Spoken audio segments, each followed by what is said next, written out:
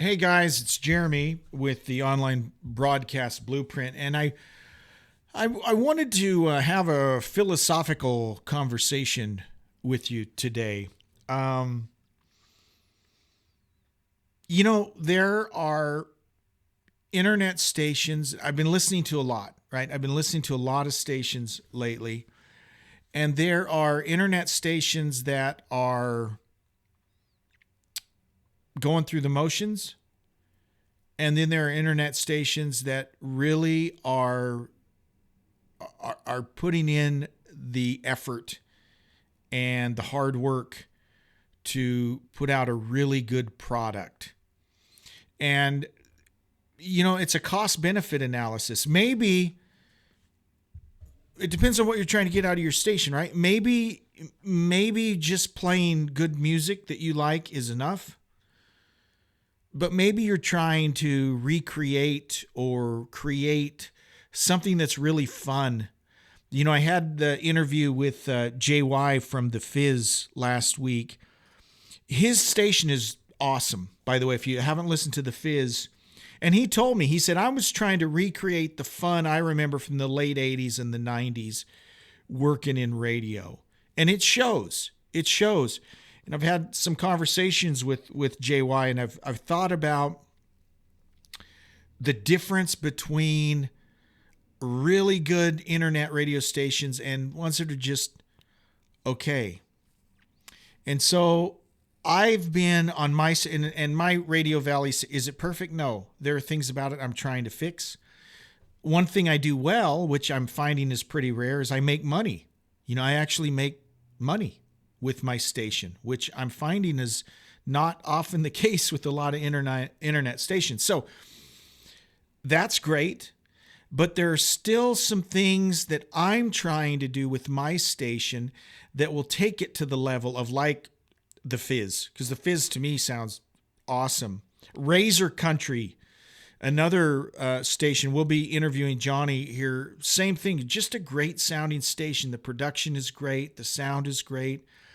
So The Fizz, Razor Country, these are stations that I think do it right. And it got me thinking, what are some things that you can do with your station to make it sound better? And number one, it kind of starts with what you decide to do. Are you just going to use Live 365? Live 365, as you know, is a great platform, but to me, the thing that makes them so great is they cover the licensing, which is awesome. However, there's much to be desired in terms of what you can do with the sound of your station and doing some things to make it sound more like a real radio station, right? My other station, Classic Guitar Rock, we still just use Live 365, right? But on Radio Valley, as you know, over the last few months, I've moved over to Radio DJ, so I use Radio DJ. And there's some things that I'm learning with Radio DJ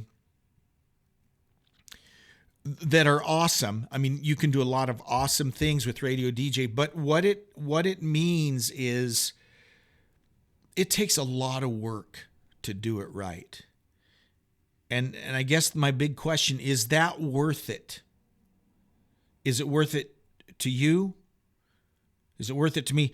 I've made the decision to go with Radio DJ, which means a number of things. Number one, it means I'm now no longer really on the cloud. I've got to have all my music physically residing on my server or my computer. The good news is if I lose power or whatever, it reverts back to Live 365. So I basically got Live 365 set up as a backup in case my Radio DJ craps the bed, right? Live 365 automatically takes over. So that's a good little backup. No problem at all. But you've heard me complaining about the sound. I don't like the sound of Live 365, even the struggles I've had with Radio DJ and using stereo tools. It's getting closer. There's still things that drive me crazy that I'm still trying to, because in my mind, I have a sound I'm still chasing. But here's what I've found out.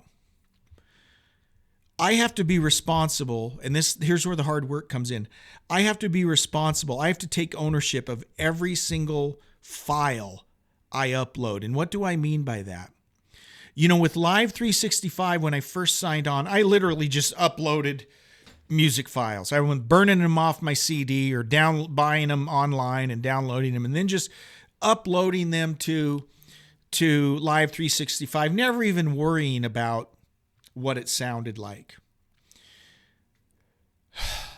Well, as you know, if you do that, you're going to get a lot of dead air between your songs. If you use the cross mix or the crossfade function in Live 365, it'll sound like a train wreck on songs that end cold. I mean, there's a bunch of things that are super frustrating that I can do better with Radio DJ. But what that means is I have to take ownership of every song. And what do I mean by that?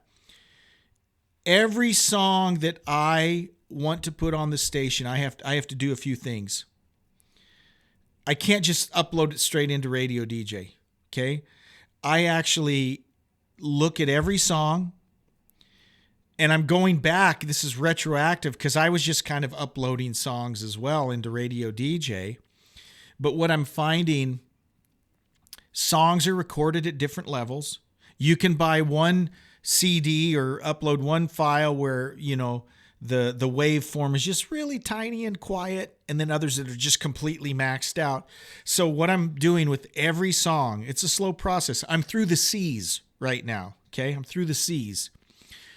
I'm going through and I'm making sure the levels are all even across the board, right? Meaning that I don't have one song that's super quiet and one that's super loud. So I'm adding some compression. I'm using a limiter. Whatever it is, I'm jockeying around the audio levels so that everything's more or less even. Also, and this is super important, especially if you're playing on Live 365, you've got to delete dead air, okay? If you've got a file that there's a 3-second gap before the sound starts, you got to delete that. If there's a 5-second gap at the end of the song, you got to delete that, okay? What I used to do with Live 365 is I'd actually fade them quicker also, because I didn't want them to fade out a long, slow fade.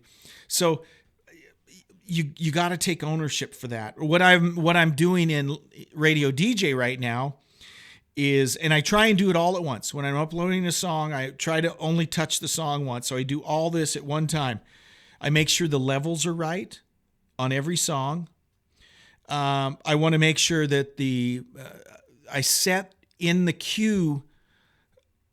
You can adjust the cue. There's a cue adjustment in Radio DJ that you can go into every song and adjust the cue settings. So basically what that means is you can set the intro length, meaning where does the singing start? Where does the vocal start, right? So you actually want to set, you got your starting point, then you've got your intro point. So that's where the singing starts. So you want to record all of that on you want to mark that on every song. That's a lot of work. A lot of guys don't do that. Fortunately, I was doing that. I was already doing that as I uploaded them. So most of my intro points are at least set. Okay. And that's important. And I'll tell you why. In fact, we're going to have a video related to that point exactly coming up. Then you also want to set your next marker, meaning when does the next song start? Okay. Now, by default, Radio DJ will kind of set it for you as the song is fading out. But in my experience, they have it fade out way too much. So I'm actually going in and changing that trigger point for when the next song starts.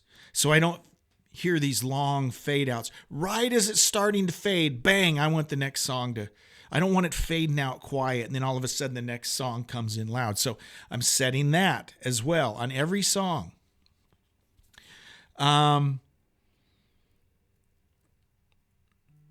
Here's where it's really getting nitpicky for me. Again, conversation I had with JY, he helped me learn a lot about setting up voice tracks in Radio Valley or in Radio DJ for my Radio Valley station. You can actually go in and record voice tracks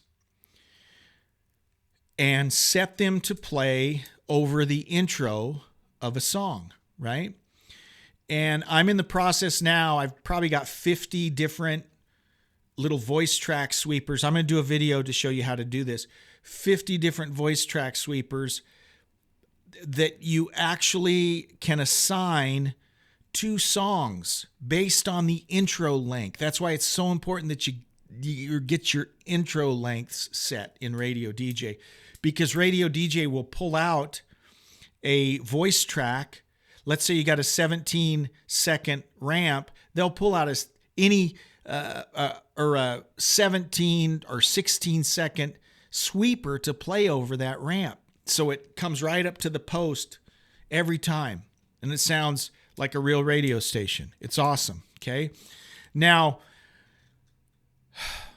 here's what they'll do if you don't go the extra mile, okay? If you set it up to play these intro sweepers, they're technically they're sweepers, but they're voice tracks. It's just me talking, right? It's just a recording of me talking. If you set them as an intro, they'll just start grabbing anything that will fit. So let's say, again, you got a 17-second intro. Unless I tell the system otherwise, they're going to grab randomly any of those voice tracks that are less than 17 seconds, okay? Which is great. It means you'll never walk over the vocal, but it sounds really stupid if they grab a 5-second voice track to play over your 17-second intro. Because you hear, 11 seconds of music, and then all of a sudden the guy comes in and talks for 5 seconds right up to the vocal. Well, that sounds stupid, okay? So what I'm doing, and this is the super meticulous part, is I can actually go in and assign certain voice tracks to each song, okay? That, guys, like I said, I'm up through the C's, okay? It's a long, laborious process, but to me, it's worth it.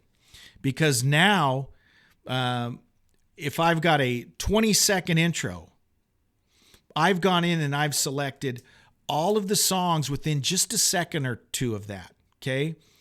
19-second, that's good. 19-second, 18-second, that's good. But I don't want anything shorter than 18, okay? Otherwise, it just doesn't sound right because the song plays for too long before the sweeper starts. And I know this is nitpicky stuff, but guys, that's the difference between a really good station like the Fizz and Razor Country and just an okay station, right? It's those extra things that you might not think is worth it, but I think in the long run, it is worth it. So Radio DJ gives you the ability to do a lot of cool stuff, but it's a lot of work, okay? I talk about Radio DJ Dude, Jeff on the Radio DJ Dude channel.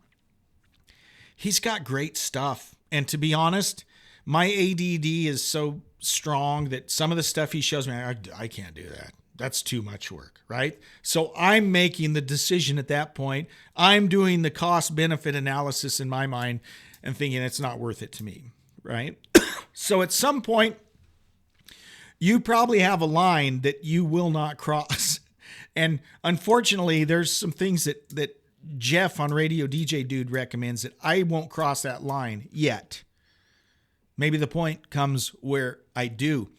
But I am at the point with Radio DJ that I'm being very meticulous about the files I upload, making sure the levels are consistent from song to song, cutting out or setting my cue points so there's not these long fade outs. I don't want sudden changes in volume, and it drives me crazy when I hear that, right?